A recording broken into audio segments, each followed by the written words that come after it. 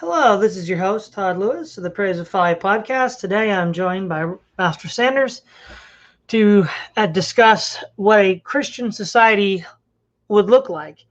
And in part, this conversation was inspired by a portion of C.S. Lewis from his Mere Christianity. So would you mind reading that to us, Master Sanders? All right, so he begins this particular section in question with this. All the same, the New Testament, without going into details, gives us a pretty clear hint of what a fully Christian society would be like. Perhaps it gives us more than we can take. It tells us that there are to be no passengers or parasites. If man does not work, he ought not to eat. Everyone is to work with his own hands. And what is more, everyone's work is to produce something good. There will be no manufacture of silly luxuries and then of sillier advertisements to persuade us to buy them. And there's to be no swank or side, no putting on airs. To that extent, a Christian society would be what we would call now a leftist. On the other hand, it is always insisting on obedience, the outward marks of respect, from all of us to properly appointed magistrates, from children to parents, and, I'm afraid this is going to be very unpopular, from wives to husbands. Thirdly, it is to be a cheerful society, full of singing and rejoicing, and regarding worry or anxiety as wrong. Courtesy is one of the Christian virtues, and the New Testament hates what it calls busybodies. And so it's quite interesting. I find the use of this kind of combined leftist and traditionalist aspects of society, of a ideal Christian society, I think what makes Lewis's analysis quite interesting. Yes. Let's start with his first point. He points out that everybody ought to work with their hands, and the idea is that they don't live on luxuries, they don't live off the work of others. So you have 1 Corinthians 4:12, Ephesians 4:28, 1 Thessalonians 4:11, and 2 Thessalonians 3:10. And the two reasons given for working with your hands is, one, in Ephesians 4:28, those who were thieves might, one, learn not to steal, and then as a subset of that, is in a part of learning not to steal, giving away to the brethren in need those things that they produced, which is the opposite of stealing. And then second of all, to earn food, as Paul says in 2 Thessalonians 3:10, if you don't work, you don't eat. So working with your hands has sort of, there's a lot of things that follow from this. One is a sort of pedagogical teaching lesson here. The idea being that there was a common theme in medieval discipline that if you had a vice, you should punish it or treat it with the opposite virtue. So if you're guilty of the vice of gluttony, then you should be required through church discipline to go through a period of fasting. If you were a gossip, then you would have to go through a period of silence. And we see Paul using the same principle where Paul says, if you took what wasn't yours from somebody, you should produce it. You should then produce something to give it to someone who needs it, which is sort of the opposite kind of action of a thief. And then also, it creates this idea that there's no free riders, because if you don't work, you don't eat. And then thirdly, a lot of the worst excesses of aristocratic classes, of management classes, whether it's the medieval feudal knightly class or the southern planter class or the medieval clergy, they themselves did not work. And so they had this completely different attitude towards other people and to the good life itself. And most of those abuses and defects are completely eliminated when everybody has to do some work. Exactly. And Lewis actually goes on to elaborate a little bit on this, and then I'll get to I'll add on to your point. He says, if there were such a society in existence and you and I visited it, I think we should come away with a curious impression. We should feel that its economic life was very socialistic and in that sense advanced, but that its family life and its code of manners were rather old-fashioned, perhaps even ceremonious and aristocratic. Each of us like some bits of it, but I'm afraid very few of us would like the whole thing. That is just what one would expect of Christianity, is the total plan for the human machine.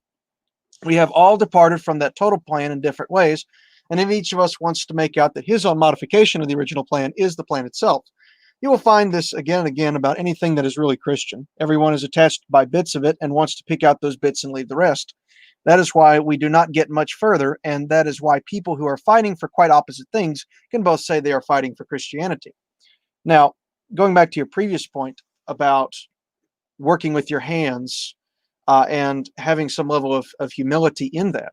If you look at God's plan for Israel as revealed in the Mosaic Law, you actually see this very kind of society.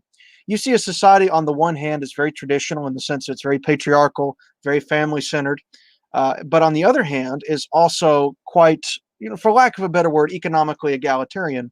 You have laws in place that are meant to ensure that land stands within family hands, not just individual hands, but families. And at every 50 years, you have the resetting of all the land going back to the original owners. You have the forgiveness of debts as well, so that nobody is kept in perpetual economic slavery. And if these kind of ideas were implemented in places such as ancient Rome, I would say a lot of other republican governments would have lasted longer. So throughout most of the ancient world, this problem of where you'd have wealthier people that bought up land and extracted wealth from work they did not engage in themselves is what created the great class problem in Rome, and which in turn led to the eventual tyranny of the emperors.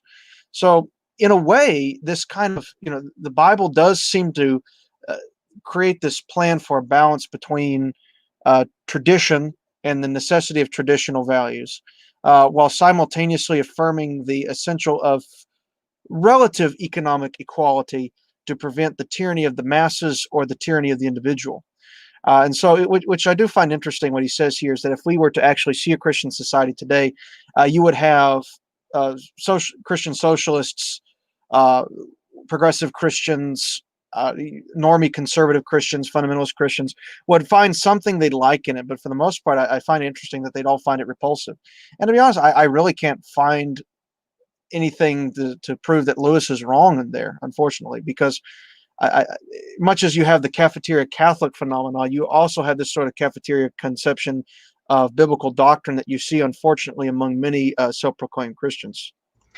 Yeah, I think that's actually one of the most prophetic points of Lewis's thought right here, is that if we look at these different elements within the New Testament, conservative Christians are very, keen on family values, the more traditionalist elements in the New Testament.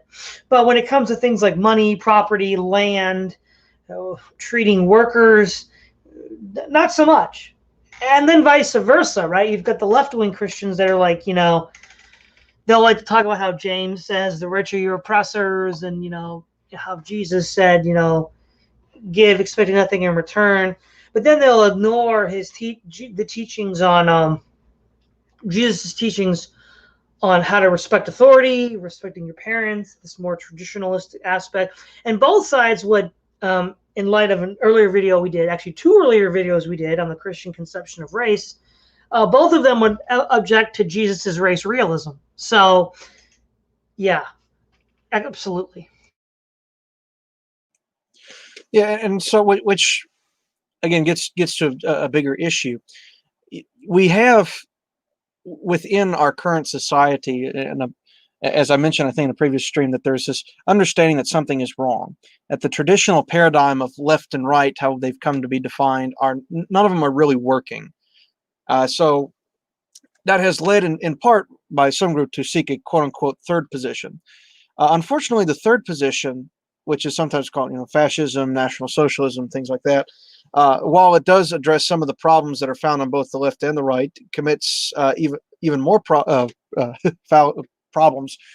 by centralizing authority, by creating an authoritarian system that discourages high-level trust that is needed for a free society to function. And so they'll even say some of the best attributes of the West are in and of themselves degenerate, such as democracy or conception of freedom.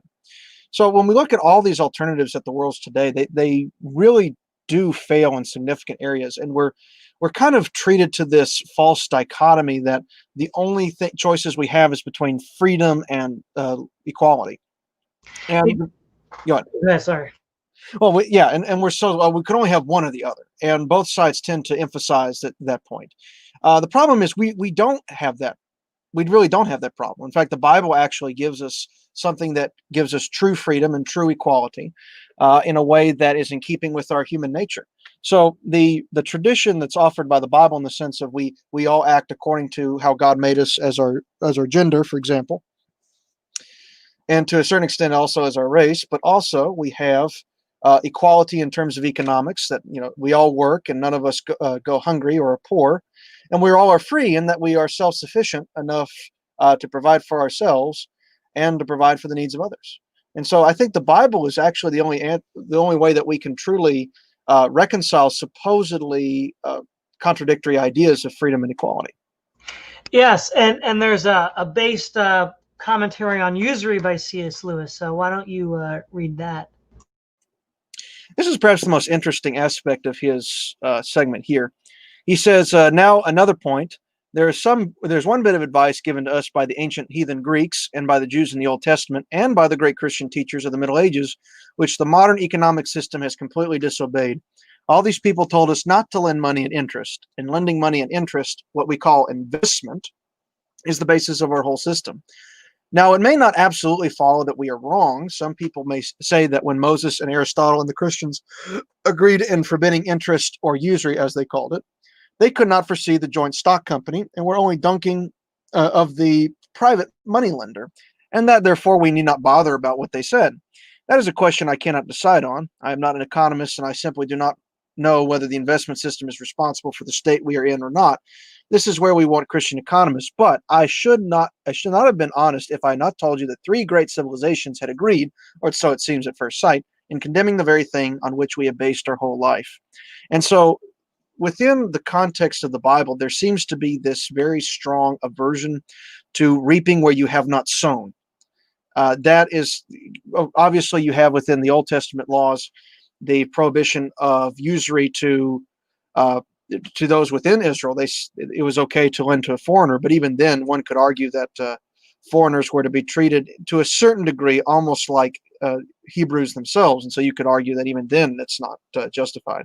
But even in Jesus's parable of the talents, where you had where he's excoriated that one person who did not use his talents at all, but just hid it. Jesus said, at the very least, if you're more or less, if you're going to be lazy about it, you could have at least put it in a bank where it accrued interest. And one commentary I read, I don't quite remember, said that this is not necessarily an endorsement of interest, as some have taken it, but rather Jesus is the master in this parable is excoriating the steward for saying, like, look, if you're going to be lazy and if you're trying to reap where you haven't sown, just at least do it the right way, So the Bible really has this aversion to that, and unfortunately, Lewis is correct in the sense of we have built our entire economies on this idea, whether protected through our laws with the legal fiction such as corporate personhood. The fact that banks and credit unions do lend money with interest, and we don't really bat an eye. And today we have people all across the board, rich and poor, that are struggling under mountains of debt. And the wisdom of, as he said, 3 great civilizations in Western history seem to have foreseen the problems of this. And we, modern man, thinking that we're smarter, we just walked into the exact same problem. Well, yes. No, we've actually had a separate episode on economics where we deal with the issue of usury, so we don't need to dwell too much on it. But C.S. Lewis might have also pointed to Benjamin Franklin in Poor Richard's Almanac.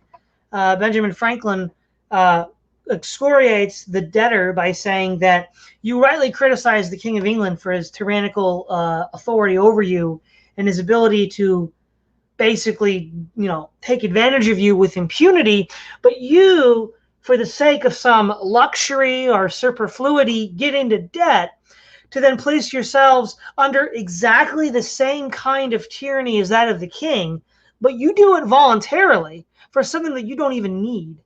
And so this also gets into C.S. Lewis's talk about how we don't have luxuries. Because what Ben Franklin is getting at is, why do we get into debt in the first place? We get into debt in the first place so we can buy things we don't need.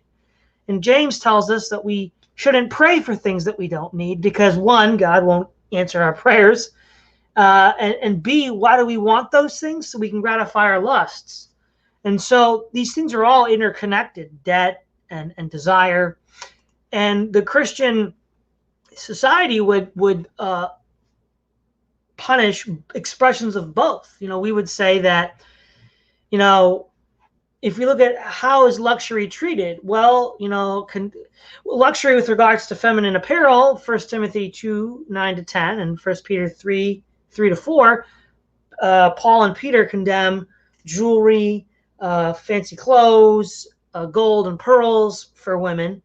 And then living luxuriously in general is a sign of people outside of God's covenant who are going to be destroyed. James 5:5 and Revelation 18:3.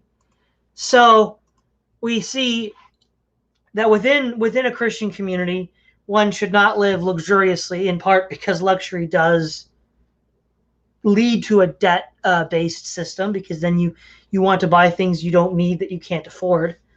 And it's the wicked live a life of luxury. David says in the Psalms, the wicked are sleek and fat, and their eyes are bulging out. Right? That's a sign of luxury and opulence that is not to mark. It wasn't even supposed to mark the Jewish community of the Old Testament, least of all the Christian community today.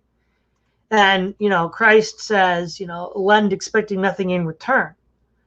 And we look at how Christians today, and even in C.S. Lewis's day, dealt with both of these truths. And we see that not only has it borne ill fruit, because the church is in its current position in 2020, which is probably worse than C.S. Lewis could have ever imagined it getting. So, know them by their fruits. The fruit is wicked and bad. But also, it's precisely for these kinds of things that the world criticizes us. Now, Paul says if one is punished for a deed you did, then you should bear it manfully.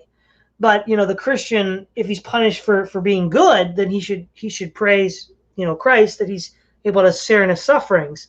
But the thing is, so often Christians are not condemned for the good that we do. We're not condemned for being too much like Jesus, and oftentimes we're condemned for being not enough like Jesus. Very much so. And as I think we've discussed in previous streams, unfortunately, Christians are so invested in these systems as much as the rest of the world is, which to the point that really does hurt our witness in that regard. But yes, the unfortunate thing again with usury is that it seeks to gain a profit where we were never. Well, it seeks to give profit where we've not sown, in the sense of there's no real effort put into it outside of your purported money. And this kind of leveraging of capital to increase the maximum amount of profit for the least amount of work, as one definition of corporation once put it, that has led to the situation where we are today, where we have not just great economic inequality, but we also have great disconnect between work and labor. People don't want to work anymore, in large part because they don't see any immediate benefit from it. It's not really fulfilling. And as much as we kind of laugh at that sometimes, the thing is, work is, God made man to work, not as a slave, obviously, but part of man's part of his identity is in what he does. By separating, this idea of capital and labor, this has created this disconnect between man and his work, and that has led him, I think, in part to seek other forms of meaning outside of the Bible and outside of work, and things such as drugs and pornography addictions and other things. And so these are significant problems for our society that the Bible foresaw. As for luxuries, what do people justify going into debt for? Well, they'll justify going into debt for cars, they'll justify going into debt for education, and they'll justify going into debt for houses.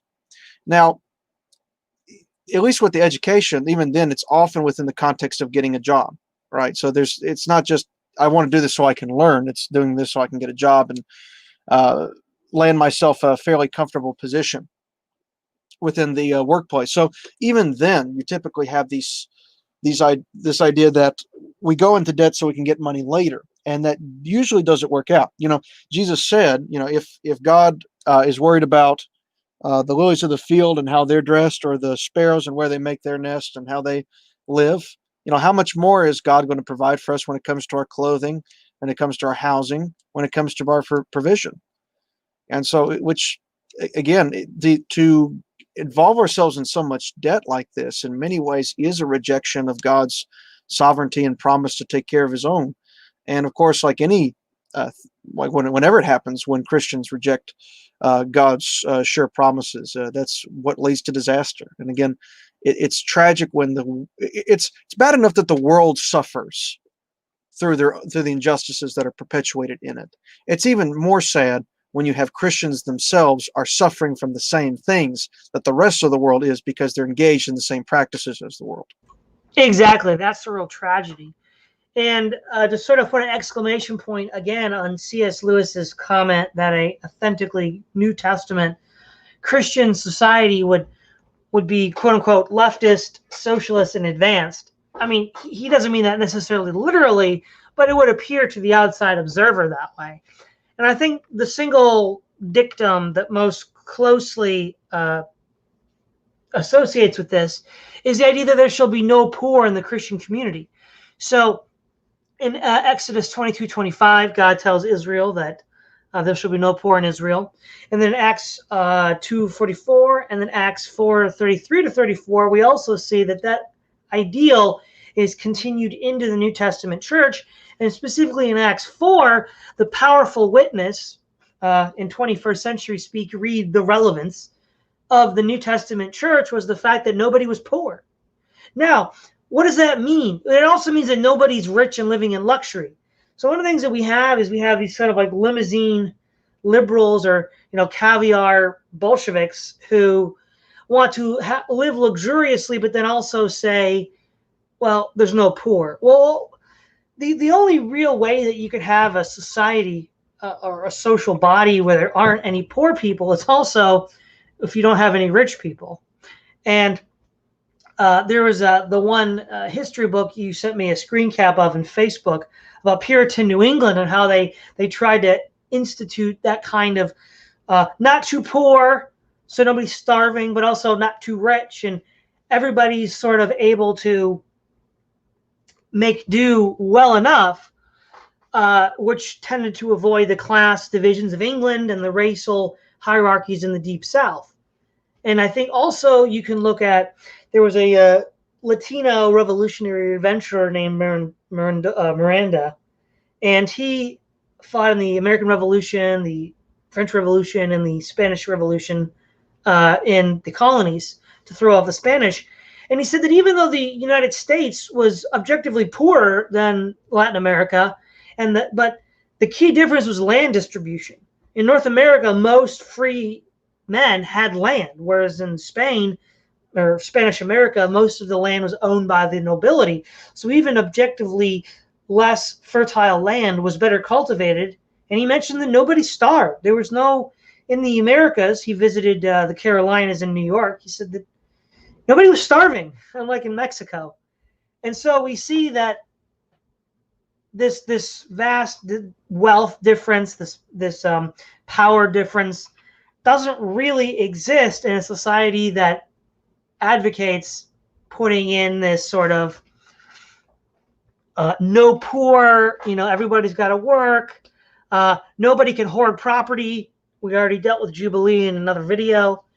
All of this works together to approach a goal of, to be honest, what Thomas Jefferson would have called a sort of yeoman class. That's sort of the biblical ideal. Yeah, and perhaps this could be used in a discussion another time, but I would say if oftentimes the founding fathers in today's society get reamed for their supposed lack of moral clarity or lack of a moral stand on the issue of slavery when it came to the Constitution. I think anybody who's actually studied the history of the Constitution understands that even if slavery was not outright banned in the Constitution, you still had the anticipation that it would be regulated and eventually ended. The moratorium on congressional regulation of the slave trade was set at a specific date, and then once that date was reached, Congress immediately passed laws regulating it. No, I would say perhaps the greatest moral of the founding fathers may have actually been their failure, at least on most of them, not all of them, but most of their parts, to see the rise of capital as being a threat to liberty in and of itself. I'd say Thomas Jefferson had some foresight into that, and I would say even John Adams to a certain extent. John Adams refused ownership of stock in the Bank of the United States, which if he did own, he would have been one of the richest men in the colonies afterward. But that's a little off far field. Just to get a little more to your point on Puritan ideal of sort of this middling life where no one's too rich or too poor. I do want to read to you from a section of Robinson Crusoe, actually in the beginning. Daniel Defoe, actually in his work, actually does a pretty good job of demonstrating the sort of the Puritan ideal for religion and for society. Now, in the Robinson Crusoe, writing in the first person, is talking about how his father had tried to steer him away from more of an adventurous life. And he actually says here, in this section, my father, a wise and grave man, gave me a serious and excellent counsel against what he foresaw was my design, that was to run away and join the military. He called me one morning into his chamber, where he was confined by the gout, expostulated very warmly with me upon the subject. He asked me what reasons, more than a mere wandering inclination, I had for leaving my father's house and my native country. And he goes on to say, he told me it was men of desperate fortunes on the one hand, or of aspiring superior fortunes on the other, who went upon adventures to rise by enterprise and make themselves famous in undertakings of a nature outside the common road, that these things were all of either too far above me or too far below me, that mine was the middle state, or what might be called the upper station of lower life, which he found, by long experience, was the best state in the world, the most suited to human happiness, not exposed to the miseries and hardships, the labor and sufferings of the mechanic part of mankind, and not embarrassed with pride, luxury, ambition, and envy of the upper part of mankind. He told me I might judge of the happiness of this state by one thing, that this was the state of life which all other people envied, that kings have frequently lamented the miserable condition of being born to great things, and wish they had been placed in the middle of the two extremes, between the mean and the great, and that the wise man gave his testimony to this as the standard of felicity when he prayed to neither have poverty nor riches. And so what he's basically saying is he wanted his son to pursue a much more middling life path, which he would avoid the excesses of the rich of being too idle, and then he would avoid the excesses of being too poor by living hand to mouth and literally having to work too much. And so I think the Puritans, for the most part, sought this, and I would say the Old Testament prescribed a society that was built along this, where everybody would work, but at the same time, everybody would have access for rest. And so God's ideal, I would say, would be for this sort of middling of a yeoman people outside of the excesses created by runaway capitalism or the oppression that's caused by tyranny. Exactly. And I think the other element that C.S. Lewis pointed out, which would I think be at this point as objectionable to left-wing Christians as to right-wing Christians, is the principle of obedience. Because what we've seen over the last 20 years is right-wing Christians have been sort of colonized by libertarian thinking. The idea that, the militia movement, we can take up arms against the state, which is deeply problematic in light of Romans 13, has that mindset has really started to expand throughout the sort of quote unquote conservative Christian communities. Christian women in these quote unquote conservative communities are just as likely to be disrespectful of husbands, and by extension, other authority structures like the state or the church elders. And we see this with children as well. And so with the left-wing Christians, this kind of goes without saying, but it's disappointing to see this with the right-wing Christians. But we see wives obey husbands as Christ obeys the church, Ephesians 5:22-33. Children should obey parents, Ephesians 6:1, Colossians 3:20. You should obey the elders of the church, Acts 20:28, and Hebrews 13:7 and Hebrews 13:17. And then obey secular authorities, Romans 13:1-2, and 1 Peter 2:17. So one of the things that was a sort of anecdote that I heard about people talking about the the late days of the Soviet Union in the 1980s. They were people who would talk like, "Well, why are we persecuting the Christians? They're the only people that obey the laws of the state." And we just don't really see that much anymore, because right now, especially with COVID, people are always trying to cut corners. People are always, speaking ill of governing authorities, even though Peter and Paul said to reverence them and obey them. And so that's extremely disappointing and unchristian. And most importantly, these problems, it's not just a matter of lack of obedience. There's a sort of outward spiritual embodiment that occurs. So since Paul creates this mystical analogy between Christ and the church and a husband and his wife, if the wife doesn't obey her husband, then that's going to create a society in which the church doesn't obey Christ. And this is precisely the key center point of the entire problem we're dealing with here, is the church itself has set itself up as a judge over Christ and his own word. In the Talmud, there was a section where one of the writers said that Yahweh rejoiced in the fact that he was bested and outwitted by the Jews. Utterly blasphemous concept. But this is the kind of mentality the church has today. And it's primarily because it has an obedience problem, an obedience of wives to husbands, children to parents, lay people to their elders in the church, and all Christians to civil authorities. Exactly. Two things to your point. The first is that the Bible, okay, I think the left and the right tend to go to extremes on the issue of hierarchy. On the one, the right says that hierarchy is inherently good, and usually almost in an absolute sense at times. And then you have on the left that all hierarchy is artificial and bad. Now, the problem is the Bible. There's parts of the Bible where you could say that is more hierarchical, and other parts of the Bible that seem to suggest a more egalitarian approach. The reality is that it's not. The Bible goes to neither extreme, but rather the Bible is more important with what is considered proper hierarchy. There's a divinely ordained hierarchy that is right, but the problem is with human sinfulness, we tend to mess up this hierarchy by replacing it with a different one, or replacing it one that's closer to anarchy. And that's where we usually get into trouble. So I would say that the idea of centralized rule, the idea that government is God, I would say is an example of unright hierarchy. But at the same time, God tells us to obey the civil authority, but also to obey, children to obey their parents, wives to obey their husbands. And so that is more in line with a divinely sanctioned hierarchy because of, as you mentioned, things such as the family are in many ways a microcosm of Christ's relationship with the church.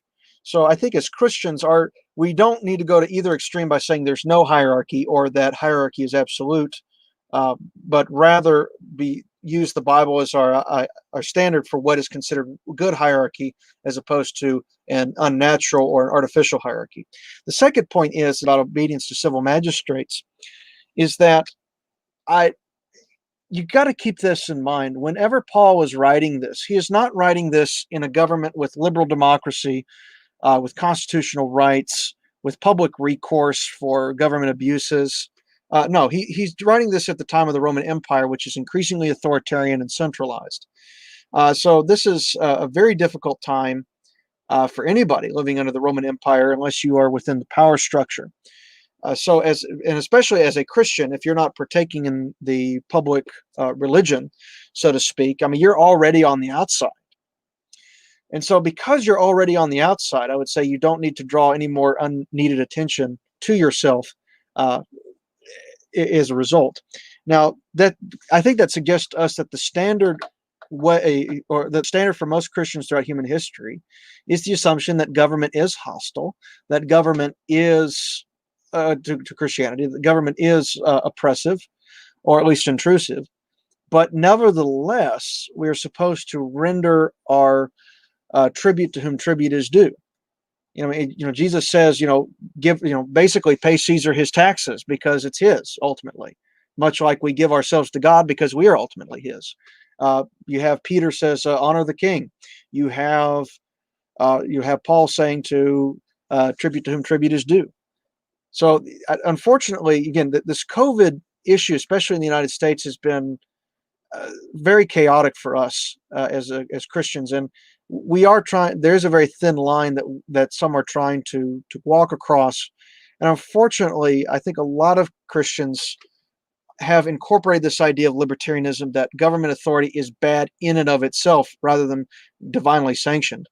And my fear is that if we continue to antagonize this, this will only invite further persecution later, as opposed to what you said. Even in communist countries for a long time, some Christian communities were actually left alone until fairly recently, like in China, simply because, like, well, they typically keep their head down and they obey the laws as much as they can. So I think in our #resist mentality on both sides of the aisle, interestingly enough, will only invite further persecution later.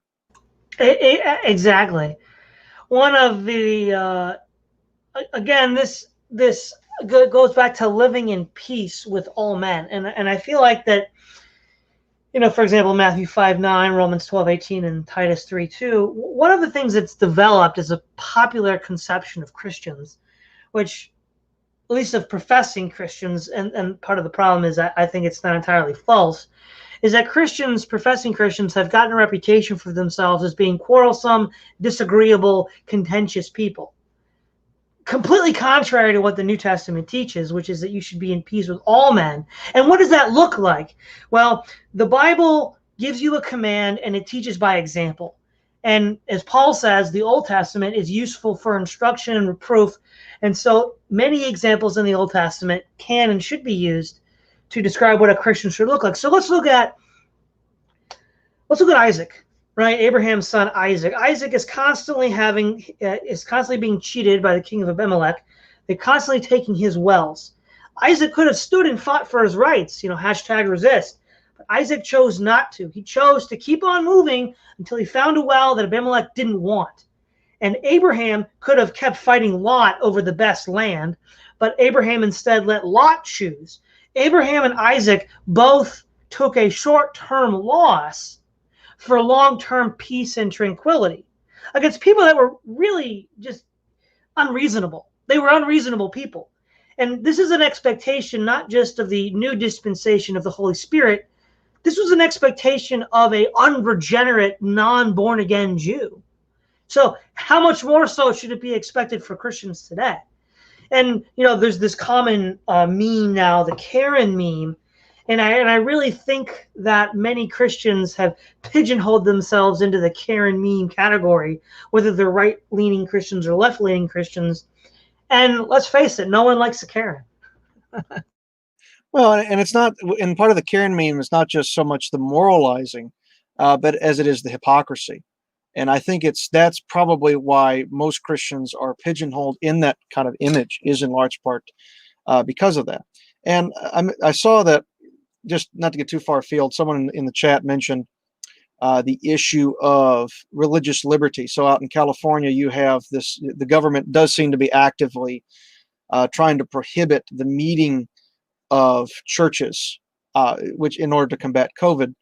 Now, whatever position you take on how severe is this virus or not, I actually tend to think that in many ways, this probably is overblown. But on the other hand, admittedly, it is a very difficult question to answer because of, do we obey God or do we obey man in this instance, or are we truly obeying God by going out of our way to meet against government dictums? And so that I don't offer an easy answer to that. That's actually something I'm still struggling with myself. But I think that Christians should take extreme care when they do believe that they are called to obey God over man.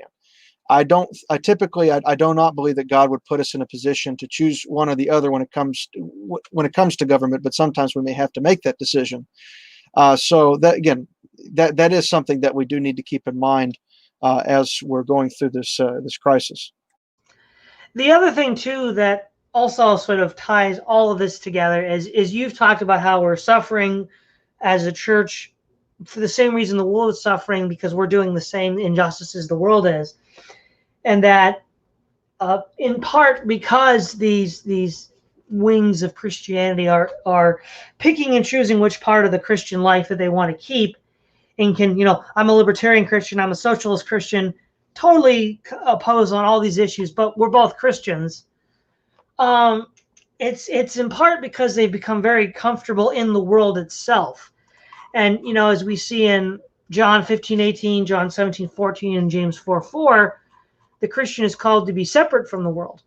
And one of the reasons why we're called to be separate from the world is because, I mean, even Augustine hints at this in the City of God, that the fortunes of the city of man come and go, and they will eventually be completely swept away in the second coming. So why are you hitching yourself to the city of man? It's just going to fail you as an individual Christian. It's going to fail in an absolute sense, and it's going to be replaced. And second of all, as C.S. Lewis pointed out in that section you read, that the Christian is required to be joyful. And generally speaking, I don't see a lot of joyful Christians out there. They tend to be overwhelmed by concerns and cares of the world, the things that Christ told us not to worry about. And one of the ways in which this joy is to be manifested is in song. As he said, C.S. Lewis said that the Christian society would be a musical one. Acts 16:25, Romans 15:9, 1 Corinthians 14:15, Ephesians 5:19, Colossians 3:16, Hebrews 2:12, James 5:13. And in fact, in James 5:13, James says, if you are joyful, if you are happy, how do you express that joyfulness? You express it in song. So we could argue that the absence of lots of singing and all of this stuff is a sign of, it's a lack of an inward disposition of joy, and we don't have the inward disposition of joy because we've hitched our wagon to the city of man, and the city of man is going up in flames right now. It is, and even Jesus in his parable of the sower mentions those Christians that, or the ground where there's thorns, and the thorns choke out the seed, because is analogous to how Christians, or those who hear the gospel, receive it, but their concerns with the world choke out any potential fruit that they might have. And so our slaves to being involved in these systems has made us, unfortunately, very much a slave to the concerns of this world, and to the point where it has hurt our effectiveness as Christians. Now, let's say there's one more section I think you wanted to go over, Todd. I'll go ahead and read sure. that one. Yeah. So he makes one more point. He says, in the passage where the New Testament says that everyone must work, it gives a reason, quote, in order that he may have something to give to those in need. Charity giving to the poor is an essential part of Christian morality. In the frightening parable of the sheep and the goats, it seems to the point on which everyone turns.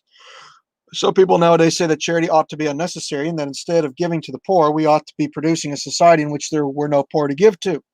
That may be quite right in saying that we ought to produce that kind of society, but if anyone thinks that as a consequence you can stop giving in the meantime, then he has parted company with all Christian morality. I do not believe one can settle how much we ought to give. I'm afraid the only safe rule is to give more than we can spare. In other words, if our expenditures on comforts, luxuries, amusements, etc. is up to the standard common among those with the same income as our own, we are probably giving away too little.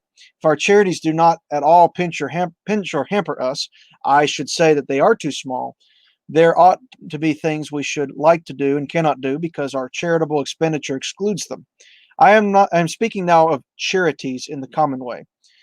Particular cases of distress among our own relatives, friends, neighbors, or employees, which God, as it were, forces upon your notice, may demand much more, even to the crippling and endangering of your own position.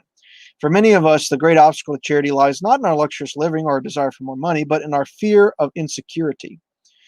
This must often be recognized as a temptation.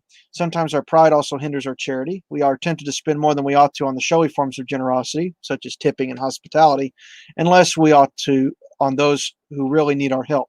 Now, there's a lot here, but a couple of things that caught my eye was this idea that our family, our connections, whether it be our immediate friends, whether it be our family, our church family, our neighbors, are put in our lives, I think, for a reason. I think God puts these people in our lives not only that they can minister to us, but more importantly that we can minister to them.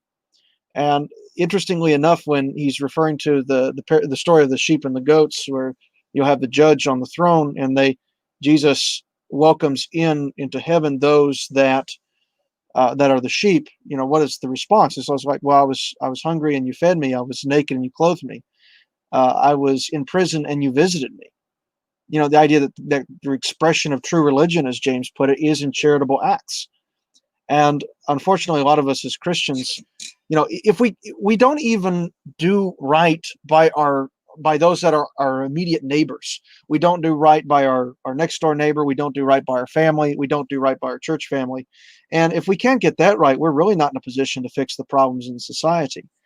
And unfortunately, I think he's correct on that. Yeah, I think so too. So I guess to summarize and sort of paint a picture of what a Christian society would look like, a Christian society from an economic point of view, from a material point of view, would be one that does not have vast wealth or vast poverty, but a kind of middling life. It would be a economy that does not have vast disparity between CEOs and workers. There wouldn't be these large hierarchical global corporate structures or feudal structures or slaveocracy structures. So whether it's medieval France or Spanish Mexico or today's corporate society, none of those institutions would be manifested. If anything, on paper, it would look a lot similar to the anarchist principle of those people that work at the particular place share in the management of that particular place of business. And property distinctions, if they existed at all, would be very porous. This whole mine and thine distinction that, well, this is mine, you can't have it, that just wouldn't exist. It wouldn't exist to such the point that these distinctions might not even, in the long run, would probably be dissolved.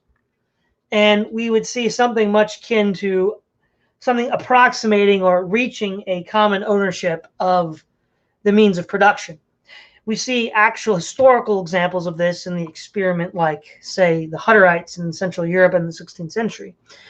So in that sense, that's the sort of economic factors that we'd see. And also related to that, we would see this prioritization of leisure, this idea that work is useful for the sake of discipleship and for human well-being, but man was also made to rest. And the point of rest, of course, is first and foremost to sort of recapitulate the divine rest that God took on the seventh day in order to worship him. But we also use that time there are lots of underlying aspects to an economy that have to be maintained that are not directly economic. Maintaining family and communal standards, maintaining relationships with people. And these days of rest that the Bible has inserted into the Christian work life are such that it allows us to do those things. It gives us time and space to put it in more left-wing jargon, time is not a commodity. Time is not something that you charge for. And in fact, there's sacred time where you can spend to then commune with God and commune with family and the church, fellow church congregation. That's what it would look like economically. What it would look like, say, as a sort of social structure from a point of view of a sociologist, it would look like a series of fraternal organizations where everybody shares risks and shares rewards and resources together, much like fraternal organizations that we would have seen proliferating in the 19th and early 20th century in the United States. We would see lots of that. And these are not really economic organizations per se. They're more informal political organizations. We also would see within the government of the church and within these informal civil organizations that might develop in a Christian society, a very bottom-up democratic form of management from the word ecclesia, which is used as to mean the church, comes from the ancient Athenian popular assembly, where decisions would be settled upon by the assembled congregation. So it would look very much like an ancient Greek polis, sort of extrapolated into the 21st century with that in mind. And then when it comes to moral values, you would have obviously sexual circumspection, The seven, deadly sins, greed, lust, gluttony, all of these things would be very, very low in the representation within the actual body of believers. You wouldn't see a lot of this. You would see a kind of sober-minded austerity where there's not a lot of joking and laughing and yucking it up and just having fun and goofing around. You'd have people that would sort of be very severe in many ways. And in that regard, some of the archetypes that we find of Puritan social life would be an image to fix your mind upon to see what people will look like in day-to-day life. And I think what you'd also see is just a lack of anger and frustration and all of these things, all these hang-ups that modern society has. Because a lot of these hang-ups are the result of really two things: material conditions and structures that we have erected around ourselves, and internal dispositions of how we decide to evaluate the good in life. And we wouldn't really see a lot of these things. Now, again, this seems very hard to conceive of. It almost sounds like a science fiction experiment probably to a lot of people. But I think we have enough real-world historical examples to show that striving for these goals is possible under the right conditions and does lead to conditions that most people would want to live in. Because here's the ultimate problem: an absolutely perfect Christian society cannot be attained in this life. Paul says he struggles, not that he has actually attained the prize, but that he's striving to attain the prize, and that the millennial kingdom of Christ is where the perfected Christian society will be fully manifested. But in the meantime, it is to be this, as we said in what is the role of the church, a foretaste of what will be in the future. And that is to be attractive to the world, to draw them to us. But this is the problem, right?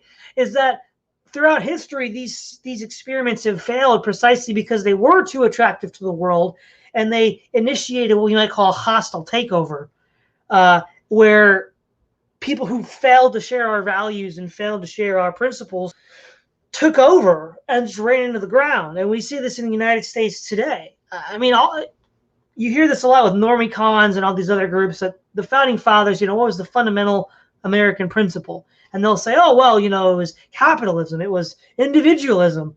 No, capitalism as we know it didn't exist in 1787. And rampant individualism was not a value of the founding fathers, whether it's John Adams, John Quincy Adams, George Washington, or Ben Franklin. Especially George Washington's farewell address highlights this. The key to liberty was a moral and ethical society, and all of the founding fathers meant by that Judeo-Christian morality.